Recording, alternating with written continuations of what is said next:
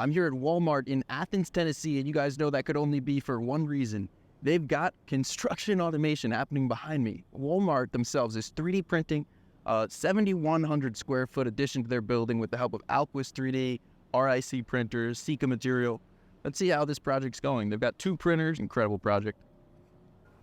Here's a look at the building, and it's not going to be part of the store. They have an entire structural process. We'll get to talk to their construction team, some of their crew members, and see not 1 but 2 printers in action, printing at an astounding 22 feet high in the air. A lot of groups have had trouble printing at this height, but you could see they're getting great layers around the corners there. Super consistent, even though it's 22 feet up in the air on this RIC printer on the rail system. This is the longest rail I've seen them implement for this printer so far. They've got a smaller mixer over here, and then the other printer that they'll start on maybe in 30 minutes or so is a larger batch plant mixer. Hopefully we could take a look at those as well. My name's Ryan Cox. I'm the Chief Operating Officer for Alquist 3D here at the Walmart Athens, Tennessee project, where we are cresting 20 feet for the tallest structure ever 3D concrete printed. And one of the greatest parts about this project is it's the first commercial construction project of its kind. So come on, let's get a tour. While we're here at this entrance, it's pretty incredible. You were saying you don't need to frame out the doors with 2x4s? Yeah, so we just primarily put in header supports at this point, and everything else is carried by steel. So the robot literally just traverses a single header support. And so they're not framed out like traditional doors would be. It's literally a simple header structure. We create a pathway, and then we pour that whole system full of concrete and rebar, and then reinforce it accordingly. Nice. How many times did you move the printers during the project? We have the ability to go roughly 100 feet with the rails we have currently. Wow. However, it's not necessarily conducive to the type of printing we want to do. This structure has bond beams at 15'4". It has column sets that have to be poured and filled in 2 separate pours. So there's traditionally 1, 2, 3, 4, 5, 6, and 7 moves. But those 7 moves have to be repeated. So a total of 14. Now, there's a learning curve, obviously, with any job site, and this is no exclusion. In fact, this is amplification of that learning curve. So in order to get it so that we could synchronize it with the concrete pours that had to occur, our biggest obstacle to overcome was that we had enough for them to pour at a single occasion.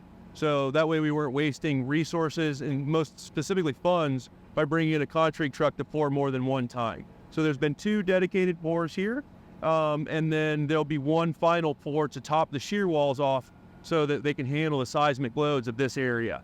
That's the bond beam. Correct. So the bond beam is poured 100%. Now we're just going to go above the bond beam. Oh, wow. For all the corners that have the exposed rebar. So this is a shear wall here.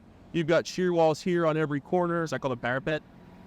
Correct. So the parapet goes above that, and it's open and vacant. These are where you see the rebar sticking up right now.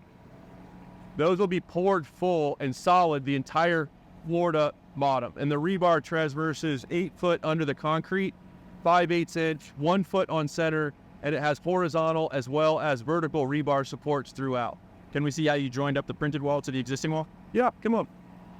So what's your construction experience like? So I'm the CEO of a steel building company, the CEO of a major greenhouse installation firm, and I've been building now for 30 years.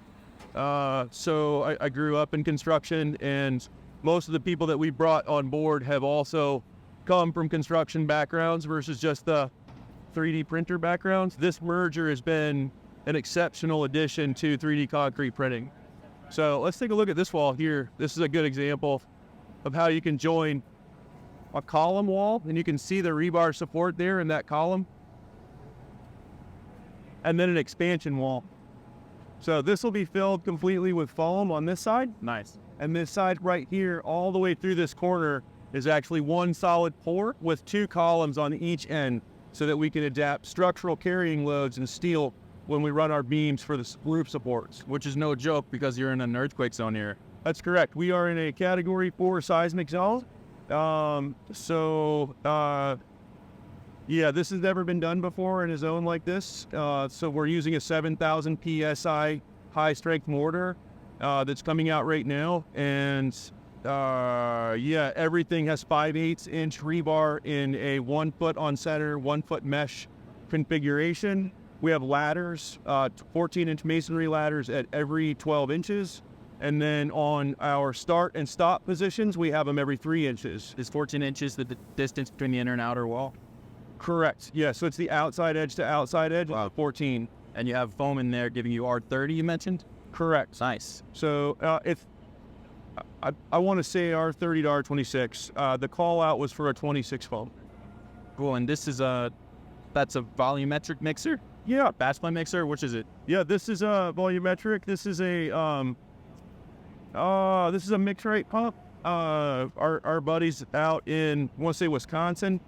My brother goes to school up there. Yeah. So shout out to them. They got this off the line for us pretty quickly. They integrated the load cells directly into the manufacturing itself to make it super easy for us to dose directly. And What's a load cell? what's that? What's a load cell? A load cell helps us determine exactly how much concrete or how much dry mix is going into a mixer at a time. Wow. So that we can track that digitally versus having, weights and measures in the old-fashioned way. Really adapting the smart technology of construction to the smart technology of tomorrow's construction, and then integrating it with the robots. You'll appreciate that data so much down the line. Yes, for sure. Well, it also helps us track waste. It tells us how much water's in it, tells us how much humidity's in it. We can track and monitor pretty much every bit of what's happening with our dry mix, just as we can as it goes through an extruder nozzle in our robots. Is this vibrating? It does. That's incredible. Yeah. So self-vibrating, self-loading. The only thing it doesn't do is load itself. You get a forklift, super sacks. Right now, they're super sacks with their own rippers. We do have an auger system on the way that will help us load that directly so we can have even bigger groups come in at a time. However, I guess we're at 500 tons on this building right now, and 2 completely different test sites so that we could find out which machinery we like to use best in large volumes. This is a hybrid over here that we custom manufactured here in Tennessee for this job.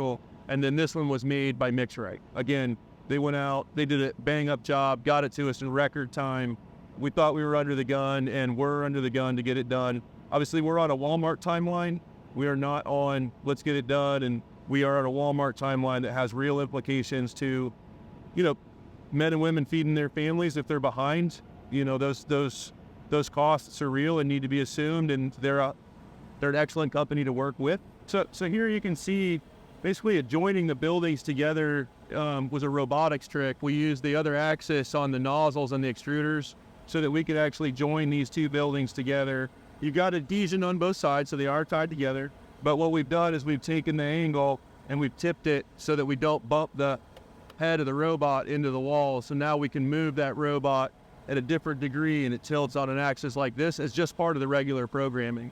Our programmer, so they've been able to learn that code and teach that code so that we can actually adapt it to existing wall formations and create additions just like this Walmart did. And then you'll stucco it after. Correct. Well, correct. Or they might leave it. I don't know. That'd be nice. I like when they leave it. Yeah. Well, it's a unique application. I think in this application, because it is the first of its kind, Walmart wants to celebrate that and showcase that. Yeah. So I've been informed that it's going to be painted. Cool. Because it's certainly insulated enough. It's going to hold the temperatures required for what this building needs to do. But I think they're literally going to come in Walmart gray and call it a day. Long time no see, Eamon. Good to see you. Yeah, pretty good to be back. So we are here in Athens, Tennessee, printing the first Walmart construction projects here. Behind me, we have our RIC M1 system. This system is currently equipped with 3 rails plus its standard chassis, allowing for around 45 feet worth of total printing. This job is really unique because we have 2 printing systems working in tandem. Right now we have 1 mix station in process. So once this wall is complete, my multi-mix pump station will move from this system to our far wall, and printing will continue at a different location.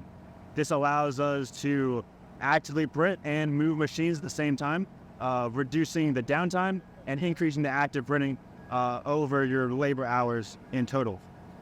This system behind me is currently printing at around 190 millimeters per second, which is around 10 inches per second, which is on the higher threshold of what's allowed.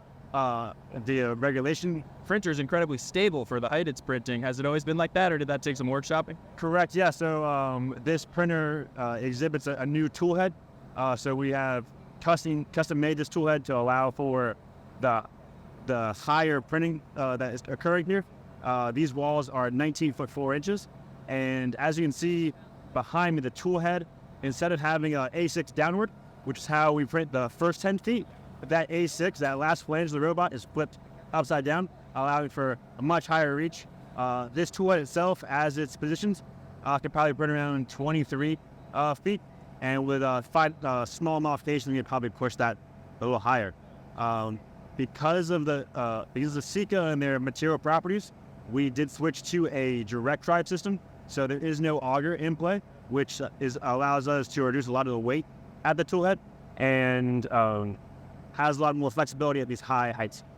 So it's a small aggregate size, I assume then. Yeah, so this Sika-based product is a fine mortar, very similar to a lot of 3D printing materials. Comes in below, I believe, 4 millimeter aggregate. Is it expensive? This material, due to the volume we have on this project, we were able to make a very large order. In this project itself, there's around 500,000 pounds of dry material. Wow.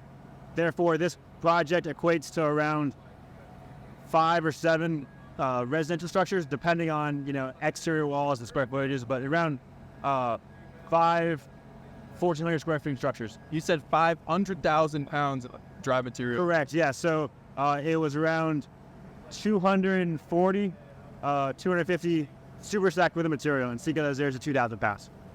And that includes the backfill, or that's just the printed material? That is just the printing material. Oh my gosh. So in this structure, we also have 250 tons. Yeah, 250 tons with a printing mortar has been laid down with these two systems. Nuts. In this structure, we also have shear walls and fill cells. Due to the seismic zone that's currently here, I believe Athens is in a C to D category. So there's a lot of extra steel in order to meet those permitting requirements. Alquist is on what looks like it is just about the final layer of this section of the wall, 19 feet and 4 inches, and they've got this last layer going strong. Then they're going to move this printer over to the new section and start a second section of wall. Here are some horizontal ladder type rebars that are installed on the print every 12 inches or so. This allows some horizontal reinforcement. This is truly a project of epic proportions.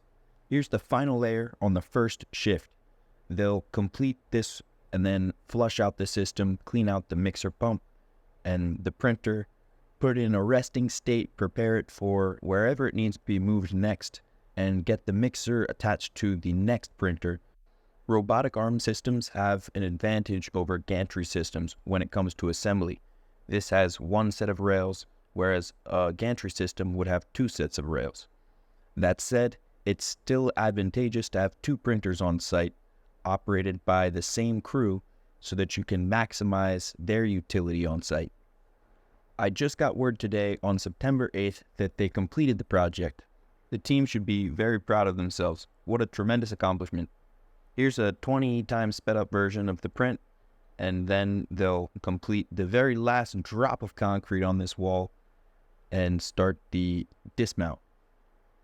I gotta say, I was a little worried this year at World of Concrete when I saw a printer very similar to this one going at maybe half or a quarter of this speed, but it's very reassuring to see the printer moving at 190 millimeters per second at this wild height. I was concerned about World of Concrete. I don't know, maybe they were just going slow for the demonstration purposes, but here on site, they're really doing a fantastic job. The mixer pump is really the heart of the system, and cleaning it is critical to make sure the blood concrete is flowing right. It's 1:15 midnight, and they're just about to start printing again. They have, I heard, up to 100 feet of range on this axis, which they kind of custom machine part of this track. and they've got the mixing system over here. Water going through the printer, they'll dial in their mix until they have the full amount of powder mixed with the water, get the material to the point where they're satisfied with the qualitative features of how hard it is, the temperature. Different companies have different targets. This is a Sika material. I'm not sure exactly what qualities they're looking for to start printing, but once they achieve them, the printer will jump up there and they'll finish out this print day, this midnight print. After driving up from Austin, I was pretty exhausted, so I didn't make it through the whole print, but here's a little bit of the first layer of the second shift of printing. Thanks, guys, for watching. Make sure to subscribe, and I'll catch you on the next one. Shout out to Walmart for their innovation in building.